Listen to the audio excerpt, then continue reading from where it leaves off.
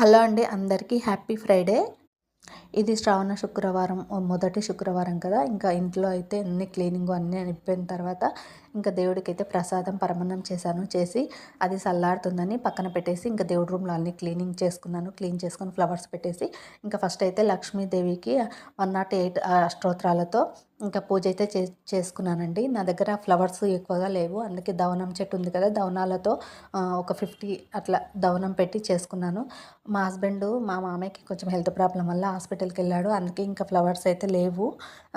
ఇంకా ఫ్లవర్స్ దవనంతో కూడా లక్ష్మీదేవికి దవనం అన్నా ఇష్టం కదా, స్మెల్ వస్తుందని ఇంకా వాటితో పూజ అయితే చేసుకున్నాను. అన్నీ ఒకే రకంగా ఉంటే బాగుంటుంది, కాకపోతే నా దగ్గర ఉన్న పూలతో దవనాలతో ఇట్లా పూజ ప్రశాంతంగా చేసుకున్నాను. మంచిగా 108 శ్లోకాలు చదువుతూ ఇంకా పూజ చేసుకున్నాను. పూజ అది కంప్లీట్ అయిన తర్వాత ఈరోజు ఉప్పు దీపం కూడా పెట్టుకున్నానండి. ఫస్ట్ శుక్రవారం కదా, ఎందుకో పెట్టుకోవాలనిపించింది, అప్పటికప్పుడు అనుకొని పెట్టుకున్నాను. ఇంకెప్పుడు ఉప్పు దీపం పెట్టినా కొత్తది ఫస్టే ప్రమిద తెచ్చి స్టార్ట్ చేసేదాన్ని.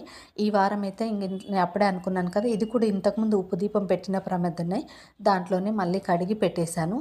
ఇంకా పూజ ఒకటి ప్రశాంతంగా ఉంటే చాలనుకున్నాను. అనుకొని ఇంకా ఇట్లా అమ్మవారు చూడండి ఎంత ముద్దుగా దవనాలతో గులాబీలతో చామంతిలతో ఎంత ముద్దుగా పెడుతుందో.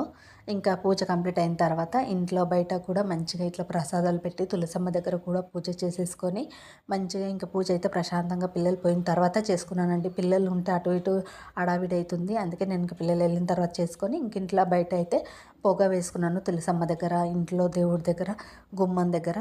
కానీ తోరణాలు మాత్రం పచ్చ తోరణాలు కుచ్చలేదు. ఏందక్క ఫస్ట్ వారం తోరణాలు కుచ్చలేదు అనకండి, మా హస్బెండ్ ఉంటే తెచ్చిచ్చేవాడు, కుచ్చేదాన్ని. ఇంకా మా హస్బెండ్ లేడు కాబట్టి ఇంకా నేను తోరణాలు కుచ్చలేదండి. ఇంకా మళ్ళా వారం చూద్దాంలే కుచ్చుకుందామని ఇంకా పూజ అయితే చేసుకున్నాను ప్రశాంతంగా.